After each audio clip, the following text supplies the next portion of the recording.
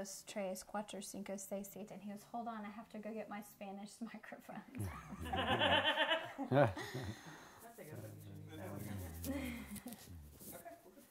So I just want to continue the conversation we were having and pretend like this isn't even here, because I think that will resonate best.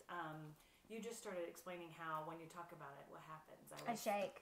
When I start speaking about it, I start shaking and people think that I'm cold, and I don't feel cold, but I start shaking, and it was cold, or a little chilly that day when I got there, and I didn't have a coat. I had a scarf on, and Mickey Blount, I think is his name. I think that's his name. And he had grabbed me, and I could not quit shaking. And he kept saying, "Oh, you're cold." And I kept saying, "I'm not cold, but I just could not quit shaking." And so when I relive talking about it, my whole body reacts to it.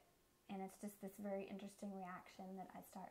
So I noticed while we were talking that I started shaking. Mm-hmm. So it's okay. You're not cold. No, I'm not cold. I just shake. So I'm hoping you'll just talk to us about Reat and tell us what kind of kid he was, and a little bit about, I mean, I want to know about him as a baby, like what was his temperament? Tell me, just talk about him. Start from the beginning. Yeah. Well, as a little boy, as early as age 3, when I would travel with him and he would talk to me, people were just shocked at how articulate he was at such a young age. He was just so articulate and so bright and so loving. He was the perfect kid. I mean, he was in the honors program in school. He was a Life Scout. He would have been an Eagle Scout by the end of this summer. He already got his project approved by the Boy Scout Council. What was his project? By the troop. By the troop. By the troop. What was his project? He was going to do a project with our charity that we support, Operation Breakthrough, which is in downtown Kansas City. So. What about him? Was he jump off the furniture, crazy 3-year-old? Was he sit and do puzzles, 3-year-old? A little in between. He wasn't a puzzle person because he didn't like to do manipulation things. It's interesting because our other son Lucas is like that. So when we had him and he did like to do puzzles, I noticed the difference between them.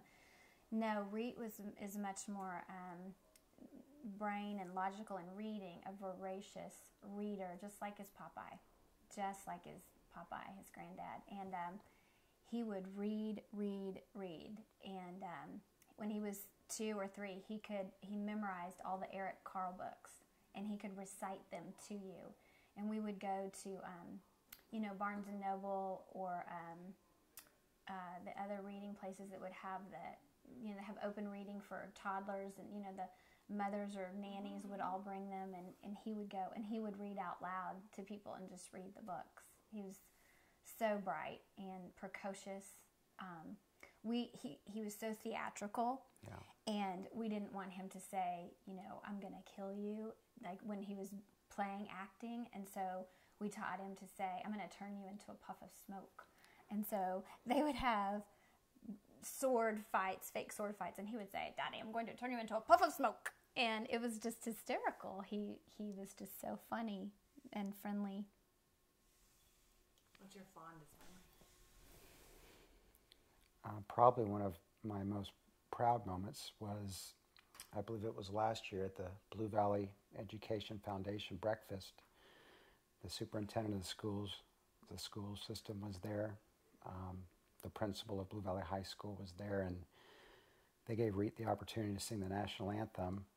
And I believe there was well over 1,000 adults there, and I was nervous for him, but I was just blown away by the fact that he was so mature, even at such a tender age, that he could get up there and sing the national anthem in front of all those people. And not only did he sing it, he knocked it out of the park. It was unbelievable. I still in shock at what he was able to do as a performer, and how mature he was, and how comfortable he was, again at such a tender age and in front of such a large group of primarily adults. That will stick with me forever.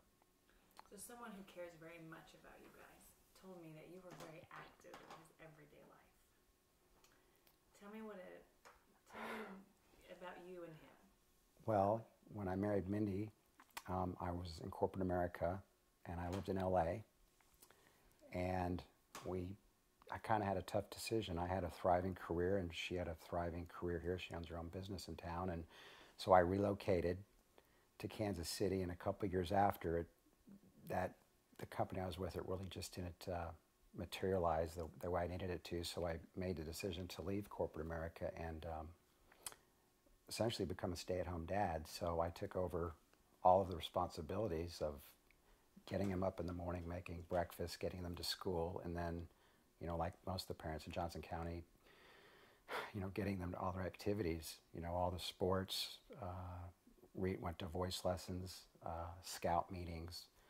And Lucas, his little brother, when he says them, we have 2 boys, and so he was caring for both of them. So I stayed busy. So I would imagine that your days are different and will be different as you move forward. What do you think you will miss most about him?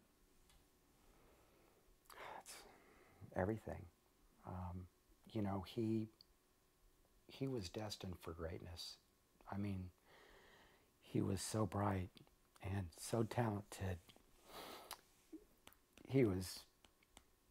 We just had talked about, his college fund, and we had his college fund all set up for him to go to college, and we were convinced he was probably going to go into medicine, and he said, I really want to go into theater, and we said, well, that's going to be your fallback plan. And his little brother Lucas said that he's going to be the singing doctor.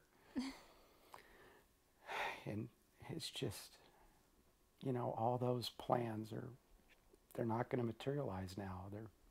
And it's a shame because, he was an outstanding young man, and we couldn't ask for anything more. He was just an amazing kid. Is there a part of you that is dealing with any amount of anger at all?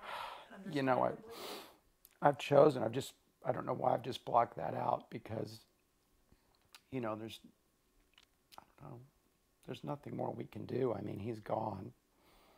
And, the man that did this will meet his maker. I know he will meet his maker. And I know Reat's in heaven with Popeye. So, all we can do is celebrate his life, and I'm determined to set up funds or educational funds, I'm not quite sure yet, but in his memory, so his memory will live on. Mm-hmm. So. What about you? What do you think you will miss most? Now, I thought you were going to say that you were going to miss that he leaves his laundry in the dryer. So, what will I miss? Tell me about the dryer first. What is this? So our boys learned how to do their laundry when they're 10 because we wanted boys who knew how to cook and do laundry when they left the house. And it's just an ongoing joke, tease in our house that frequently Reat would leave his laundry in the dryer, and that wasn't part of the deal, but I thought Lynn would say, I'll miss seeing his laundry in the dryer. Is his laundry in the dryer now? His laundry was in the dryer on Sunday. That was really hard. His laundry was in the dryer on Sunday. And he said before we left the house for the tryout, I'll get it when I get back. So who took the laundry out of the dryer? I did. And I folded all of his clothes and put them in his room.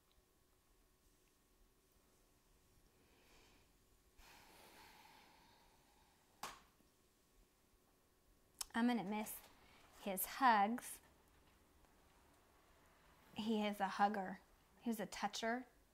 From the day he was born, he would reach out and grab you and touch you, that little baby hand. And if he would sleep with you, he would reach over and touch you as a little baby or a toddler. And then as a hugger, man, I just got a lot of hugs. He's a 14-year-old teenage boy. And he would just, oh, Mom, just give me a big old bear hug. And he'd let me kiss him. Now, he didn't want me to kiss him in front of anybody. But on occasion, I could sneak one in before I dropped him off at school. Like if we were back in line a little bit and we weren't quite up to the school, I could sneak a kiss into his cheek and he'd roll his eyes. typical teenage boy. When he was 12, he would hold our hand. When he was 12 and we were at scout camp, he would hold my hand. And I have a fond memory of him walking with Popeye. I don't remember where we were walking, and they were ahead of me, and he just reached out and grabbed his grandpa's hand. He just wanted to touch and hold and be loved back. He and I were up in the evenings. Our whole house pretty much shuts down around 9 o'clock because we get up so early, and so I was the night parent. Lynn was more the morning parent, and I was the night parent. That's how we did it. And Reat and I had our evenings together, and we had our routine. And that's going to be difficult. Our dog Lucy is putting herself to bed now because Reat's not there to put her to bed. So I have to remind her, you know, we got to go out and potty. But Reat did all that. You know, we just had this routine, and that routine's going to be different in another week or two.